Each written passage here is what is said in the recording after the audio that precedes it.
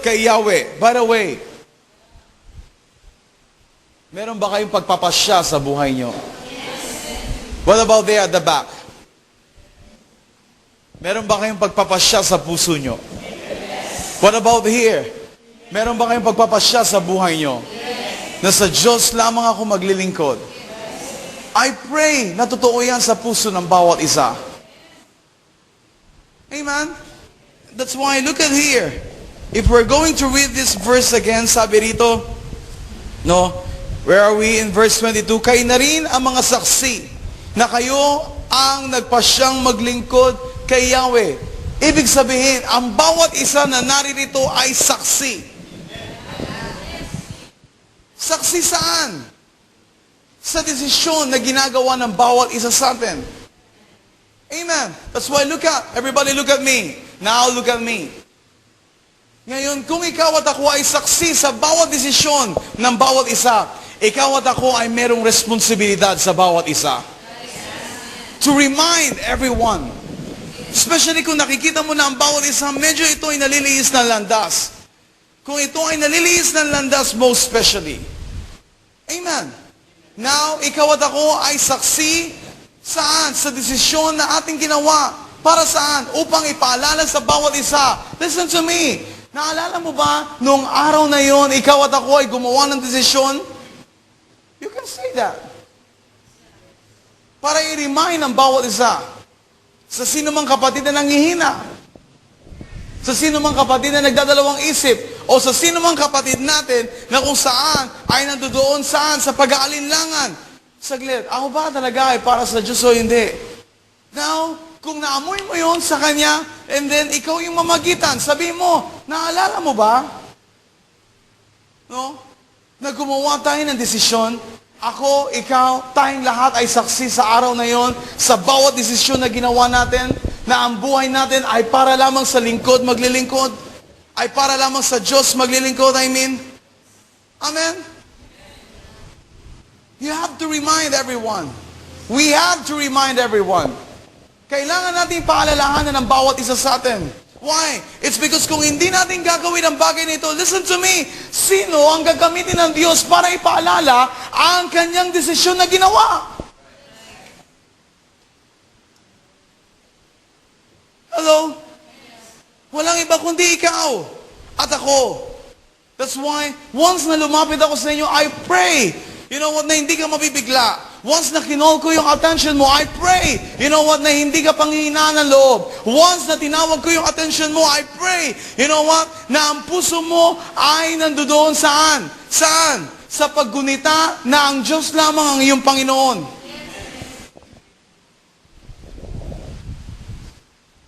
Hindi, okay, ba't kaya ako pinatawag ni Pastor? Ewan ko, ano ba ginawa mo? No? Please.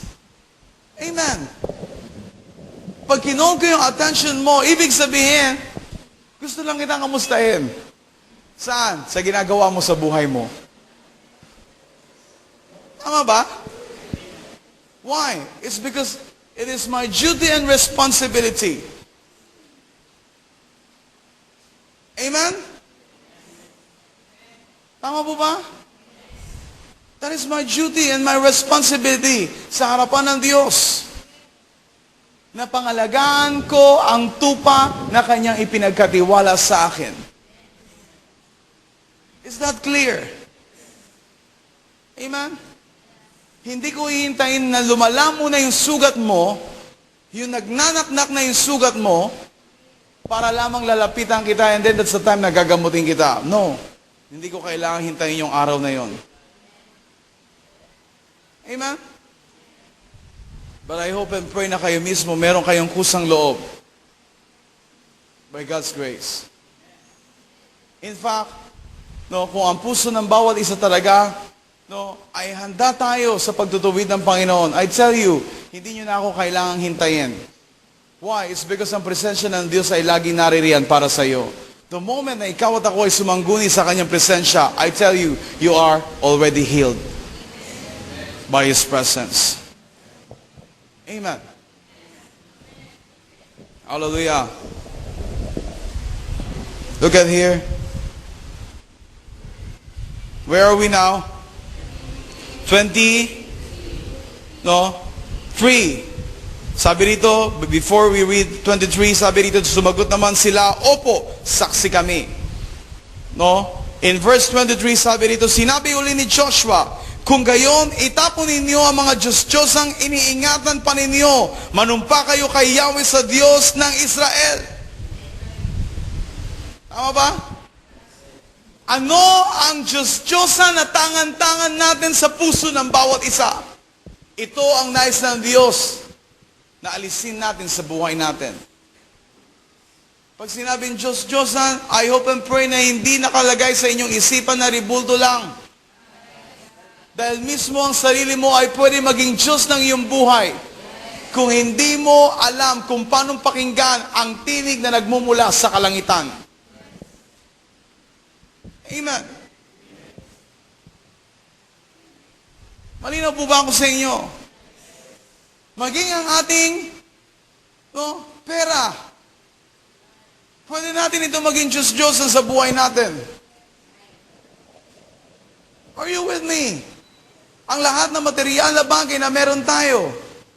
Ang lahat na meron tayo na pagpapala na dati-dati ito'y tinatamasa natin sa Diyos. Maaari itong maging Diyos-Diyos ng buhay ng bawat isa sa atin kung hindi natin alam kung paano ituon ang sarili natin sa Panginoon. That's why we need to be very careful about this. Maging maingat tayo mga kapatid sa bagay na ito na hindi tayo mahulog. Are you with me? Kung meron man tayong isang bagay na dapat pahalagaan sa ating buhay, sa ating sarili, ano yun? Siguraduhin mo na iisa lang ang Diyos ng iyong puso. At ang pangalan niya, walang iba kundi ang Panginoong Jesucristo. Wala nang iba. Look at here. Sabi rito,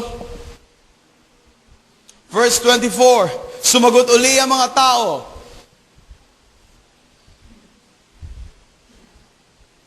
Okay. Sumagot uli ang mga tao, si Yahweh ang aming Diyos. Siya ang aming paglilingkuran. Susundin namin ang kanyang mga utos. I pray na ito rin ang laman ng puso ng bawat isa sa atin ngayong umagang ito. Na kaya nating bigkasin ang bawat katagang ito. Si Yahweh lang ang aking Diyos. Ako'y buong puso maglilingkod sa kanyang pangalan lamang. Amen? Hello? Why? Dahil ito naman talaga yung dapat na mangyari sa buhay mo at sa buhay ko. Wala nang iba.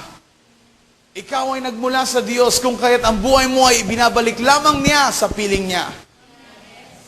Huwag mong hintayin na ikaw ay magpantay muna ng iyong mga paa bago mo sabihin sa sarili mo, Panginoon, babalik na ako sa piling mo.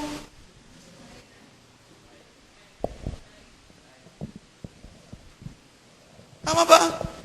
Dahil ang totoo, kahit ikaw ay buhay pa, maaari kang bumalik sa piling ng Diyos. Dahil ang totoo, nilikha ng Diyos ang naunang tao. Sino ang lumikha? Ang Diyos. Saan nagmula ang naunang tao? Sa Diyos. Malinaw ba? Kung meron mang inaasahan ng Diyos sa buhay natin, ikaw at ako ay manatili sa kanyang piling habang ikaw ay nabubuhay sa mundong ibabaw na ito. Kung minsan ang nasa isip ng mga tao iba, sinasabi natin, pag tumanda na ako, saka ako maglilingkod sa Panginoon. Kailan? Kapag malapit ka lang mamatay? Sorry to say. Pero hindi mo kinakailangan hintayin yung bagay na yun. Dahil mismo ang sabi ng Biblia, walang pakinabang ang Diyos sa buhay ng isang tao na namatay na.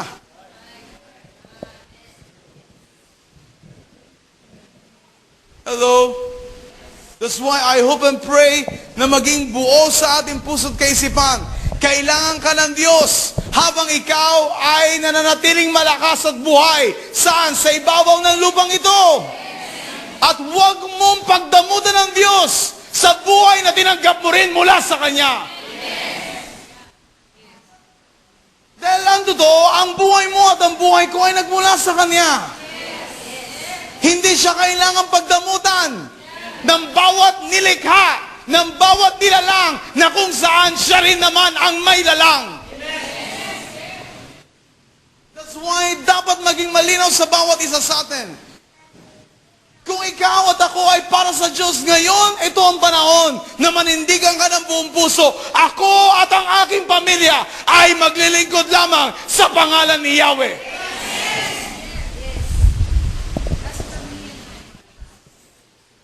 Did you get my point? You make a strong decision now. Not tomorrow. Not next week. Not next month. Hindi sa New Year. Lalo tigit sa lahat. God is realigning our heart. Amen. Why?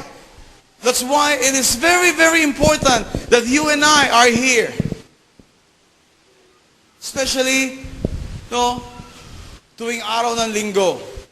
Why? It's because hindi nyo alam kung saan kayong bahagi kakatagpuin ng Diyos.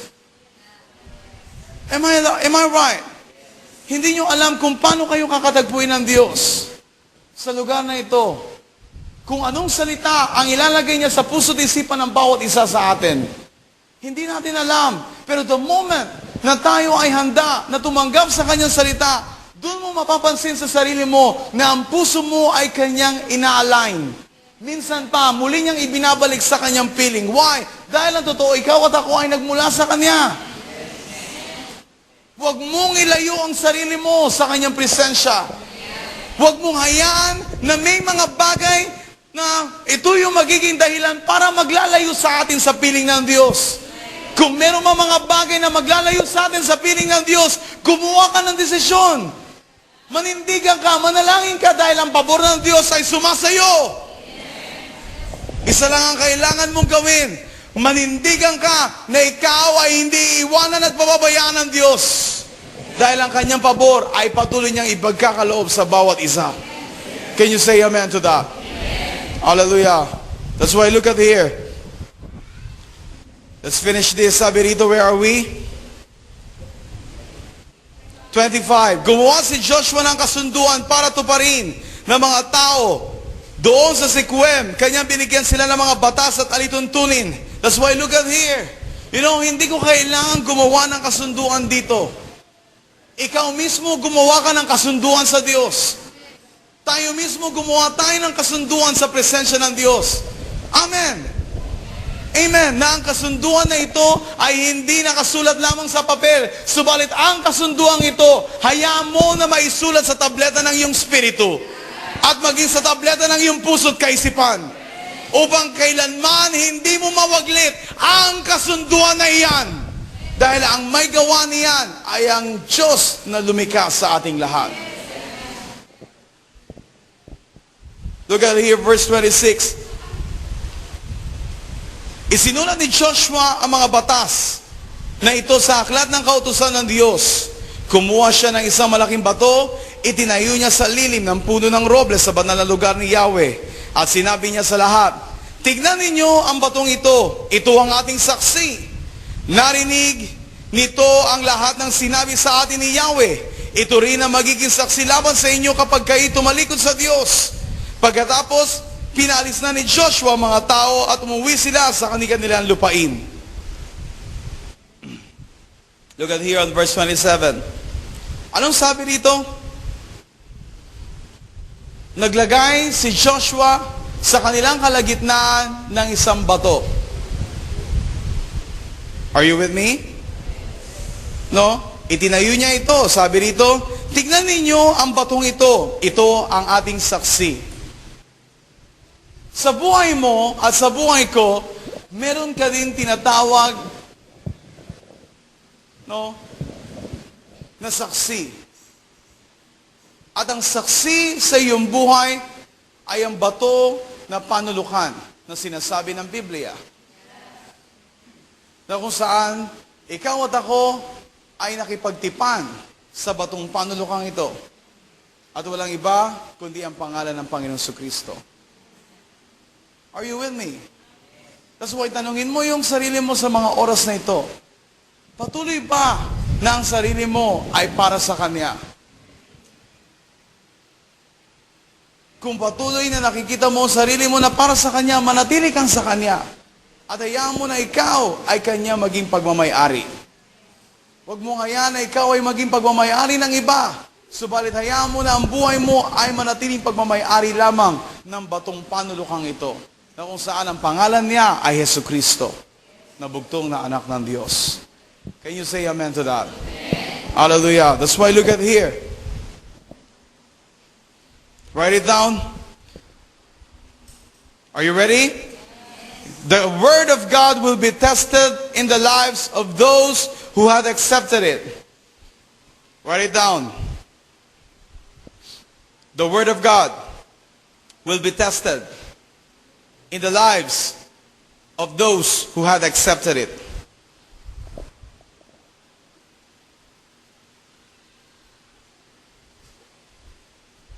Hallelujah. The Word of God will be tested in the lives of those who had accepted it. Are you with me?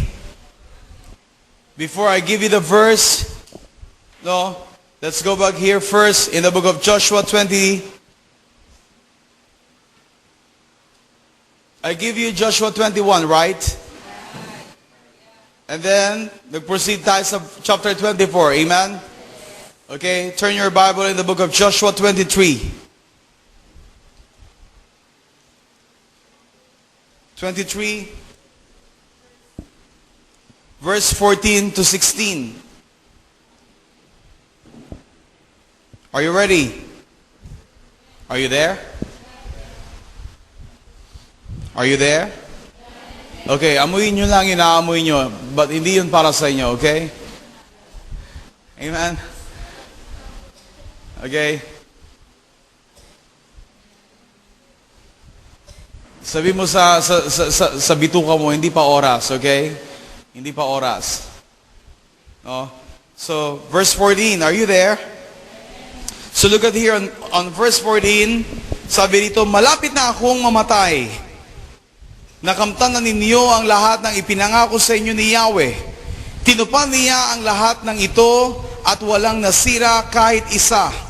Ngunit kapag hindi naman kayo tumupad sa inyong kasunduan at kayo'y sumamba at naglingkod sa mga Diyos-Diyosan, parurusahan niya kayo hanggang sa malipol kayong lahat sa masaganang lupaing ito na ibinigay niya sa inyo. Can you say amen to that? Amen. Hallelujah. So, look at here. Oh, in 1 Peter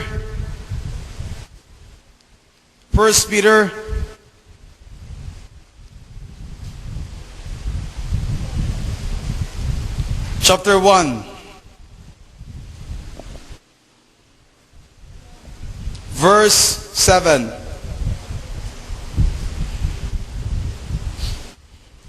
1 Peter chapter 1 verse 7, are you there? So if you remember, no, meron akong binigay sa inyo under letter F, sabi dyan, the Word of God will be tested in the lives of those who had accepted it, who received the promise of God. Let me see your hand. Who received the Word of God? Let me see your hand. Okay, put it down. Now, no, this word is a reminder. Amen? Amen? Itong salita na ito ay paalala sa bawat isa sa atin. Did you get my point? Ang sabi dito, the Word of God will be tested in the lives of those who had accepted it. Can you say amen to that? Are you with me? Now look at here. 1 Peter chapter 1 verse 8. Sorry, verse 7.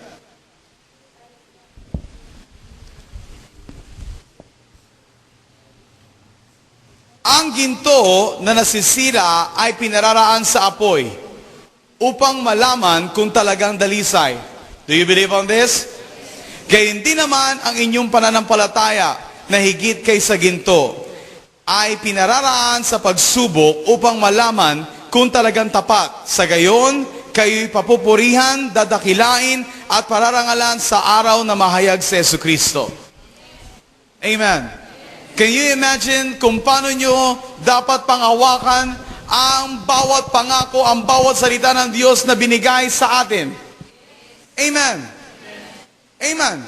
Na kung saan makita ng Diyos ang ating buong pusong katapatan, ang buong puso nating pananampalataya sa Kanyang salita.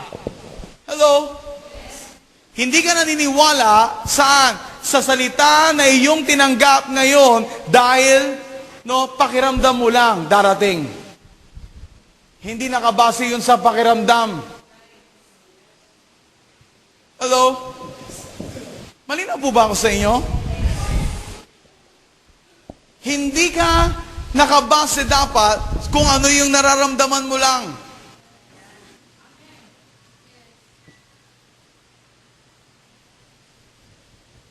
No? That's why, in verse 7, sinabi rito, ang ginto na nasisira ay pinararaan sa apoy upang malaman kung talagang dalisay.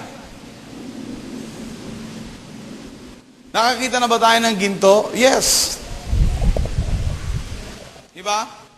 Bago mo makita yung kagandahan o kaningningan ng ginto na yan sa iyong palad, dumanas yan sa pagsubok.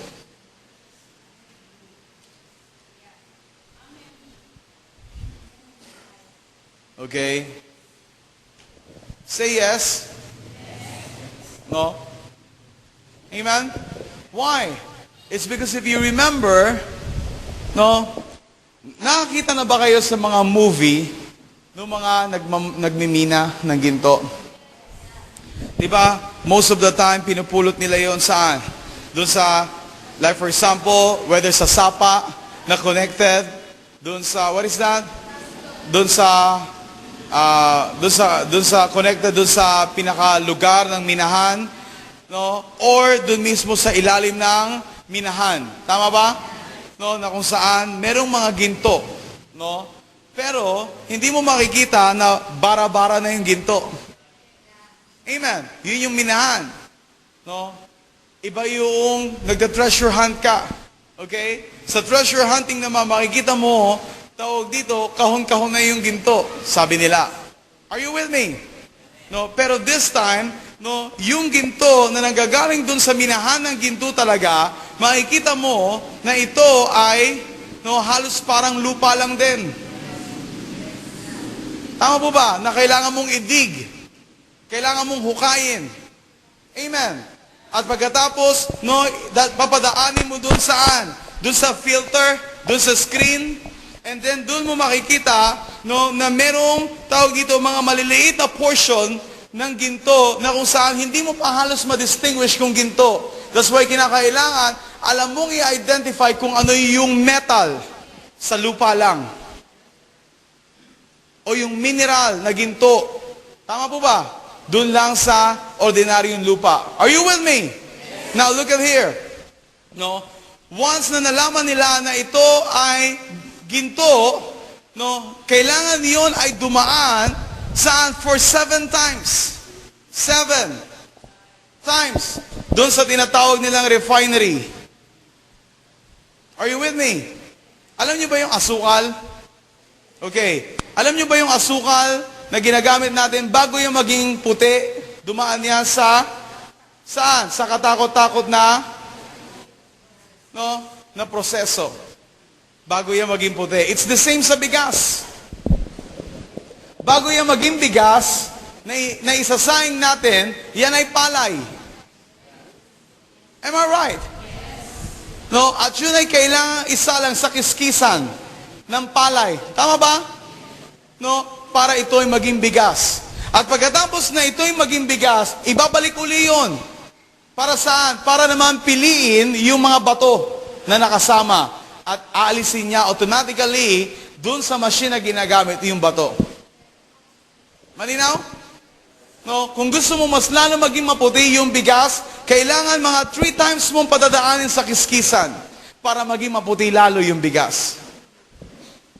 Am I right? So it's the same. Lalo na sa ginto. Why? It's because yan ay mineral. Amen? Yan ay mineral. Bago yan dumating sa inyong mga daliri, sa inyong mga leeg, sa inyong mga tenga, na ngayon ay palamutin ng mga tao. Tama? No? Yan ay katakot-takot na proseso ang pinagdaanan niyang bagay na yan. It's the same sa ating salita o pangako na tinanggap mula sa Diyos. Are you with me? Are you here? No? Are you interested about this? No?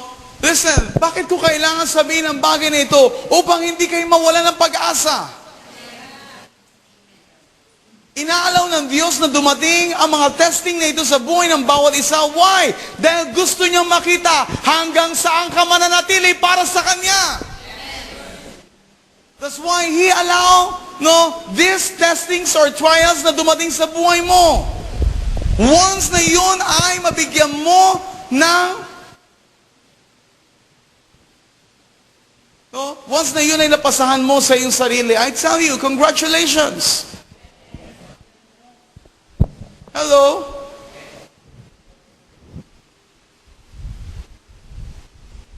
That's why look at here. Sabi dito, ang ginto na nasisira ay pinararaan sa apoy upang malaman kung talagang dalisay. That's why, maging ang ating pananampalataya, maging ang ating pag-asa sa Diyos, maging ang bawat pangako na ating tinanggap sa Diyos, ang bawat salita ng Diyos na ating tinanggap, you know what? Kinakailangan itong dumating sa proseso ng pagsubok sa buhay ng bawat isa upang mapatunayan ng Diyos sa atin na ikaw at ako ay karapat-dapat sa pinangahawakan mong pangako. Dahil mayroong mga tao na humahawak ng pangako na hindi karapat-dapat sa pangako. I will say it again. May mga tao na patuloy na humahawak sa pangako na nagmumula sa Diyos na hindi karapat-dapat sa pangako ng Diyos. Are you with me? But I pray na ang bawat isa sa atin na narinito na kung saan ay patuloy natin pinangahawakan ng pangako ng Diyos. You know what? Ikaw at ako ay makapasa sa kanyang pagsubok upang ikaw at ako ay maging karapat-dapat sa kanyang pangako. Amen. Can you say amen to that? Amen. Amen? That's why look at here. Sabi rito, kaya hindi naman ang inyong pananampalataya na higit kay sa ginto. Saan o para saan ang ating pananampalataya? Nananampalataya ka. Bakit? Dahil meron kang pinangahawakang pag-asa. Meron kang pinangahawakang pangako na nagmumula sa Diyos. At hindi mo ito kailanman bibitawan at gustong iwanan. Why? Dahil buo sa isipan mo, dapat buo rin sa iyong puso na anuman ang mangyari, pangahawakan ko ang pangako ng Diyos sa aking buhay. Hello? Kung minsan gusto mo nang gumibap, but please, iba yung sinasabi ng Diyos. Ang sabi niya, pakinggan mo yung kanyang tinig, panghawakan mo ang aking salita. Dahil sabi niya sa kanyang salita, langit at lupa ay papanaw, ngunit ang aking salita, kailanman ay hindi maglalaho. Can you imagine kung gaano kasolido ang alin, ang lupa na tinutungtungan mo? Pero higit pa diyan ang salita ng Diyos. Na-imagine mo ba kung gaano kasolido yung mundo na tinutungtungan natin? Maghukay ka man, gano'n man kalalim ang gusto mo, still, nandun ka pa rin sa mundo, solido pa rin yung tinutungtungan mo. Am I right? Pero ano ang sinasabi ng salita ng Diyos? Langit at lupa ay papanaw o maglalaho. Ibig sabihin, merong katapusan ng mundong tinutungtungan mo. Meron ding katapusan maging ang langit o kalangitan. Are you with me? Tama po ba? Subalit, anong salita ng Diyos? Ang salita ng Diyos ay hindi maglalaho. Ganon katibay, ganon katatag, ang bawat salita, ang bawat pangako ng Diyos na iyong pinangahawakan. Ang tanong, karapat-dapat ka ba para sa salita na yan? Diba? That's why ito yung oras, ito yung panahon Patunayan mo sa harapan ng Diyos na hindi siya nagkamali sa pagkakatawag sa iyo. Amen. Are you still here? That's why look at here. I want you to turn your Bible. Okay? Sorry. I will give this to you in the book of Psalm. Psalm 56. Are you ready? Are you ready for this? Are you sure?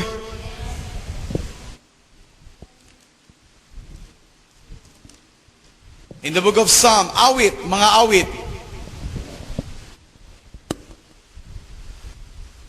In the book of Psalm 56. Are you there?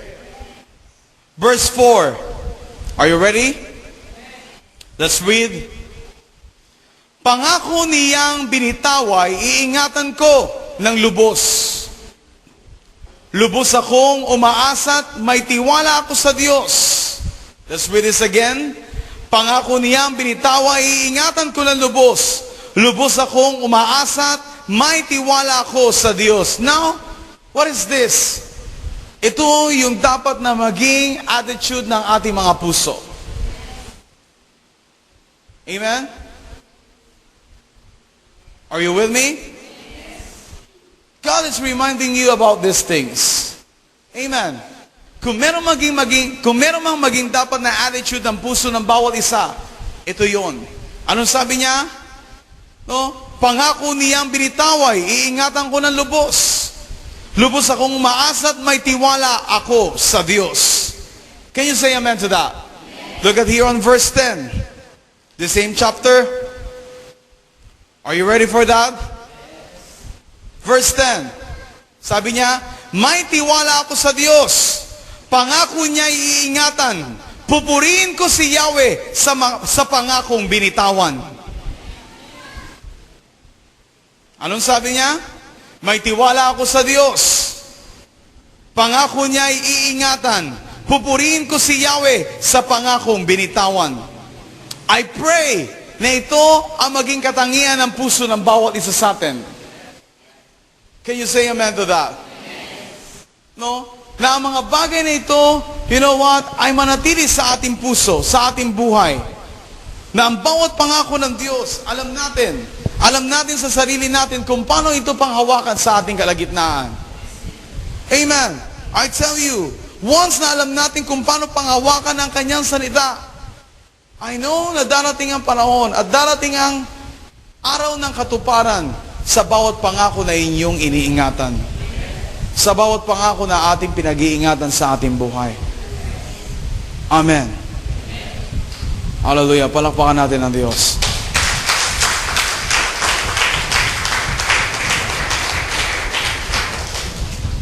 Can you give me 10 minutes? Amen. Amen. So I want you to turn your Bible in the book of John, chapter 1, verse 1 to 3. Are you familiar with this verse? Yes, I know. Amen? Familiar ba tayo sa verse na ito? Okay? No? Hallelujah. Are you sure? So write this down. Letter G. Kanina, in letter F, God will bring His word or promises into fulfillment. Do you believe on that? That's why look at here on letter G. Write it down. Do not put His word to test. Do not put His word to test. Amen? Amen? So look at here. In John chapter 1, verse 1 to 3, I will give you the verse. Pag-aralan nyo to, amen? Upang sa Sunday, no, maging malinaw sa inyo kung ano yung pag-uusapan natin. And then I will give you the key verse. Are you ready? Ang usapan, this is your assignment, okay? Okay. No? And also, Luke chapter 4, verse 1 to 13. In the book of Luke chapter 4, verse 1 to 13, amen? That is the supporting verse. That is the key verse, I mean. No? That is the key verse. Lucas. Luke chapter 4, verse 1 to 13. Amen? And Matthew chapter 4, verse 1 to 11. I want you to compare, no, itong dalawang bagay na ito. In the same story. Actually, that is the same story. Amen. But, mapapansin mo kung ano yung pagkakaiba. Are you with me? Amen? On next Sunday, ito yung ating itatackle. Are you with me? So, kanina, tinalakay natin, God will bring His word or promises into fulfillment. Do you believe on this? Are you sure? But this time, you know what? No? Ito yung ating, no?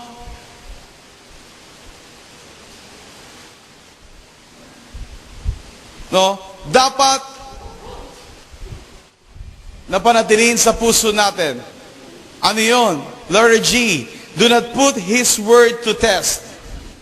It's because I know most of the time, no, ikaw at ako ay merong kapasidad na ilagay ang salita ng Diyos saan? Sa pagsubok. Oh. Amen? Amen? No? That's why God reminded me about these things. No? Una, ibinigay niya sa atin last Sunday, God will bring His word or promises into fulfillment. Naniniwala tayo dun ng buong puso. Amen? This time, no, this is a fair warning sa ating lahat. Ano yun? Sabi rito, letter G, do not put His word to test. Why? It's because the moment na nilagay mo ang salita ng Diyos saan? Sa pagsubok. I tell you, hindi mo alam kung ano ang ginagawa mo. Hindi mo alam kung ano ang binabangga mo. Hindi mo alam kung ano ang pwede mong suungin. Why? It's because always remember, ang Diyos at ang salita, iisa. Wala tayong karapatan na subukin ang Diyos at ang salita ng Diyos sa buhay ng bawat isa. Can you say amen to that? Let's stand. Please all stand.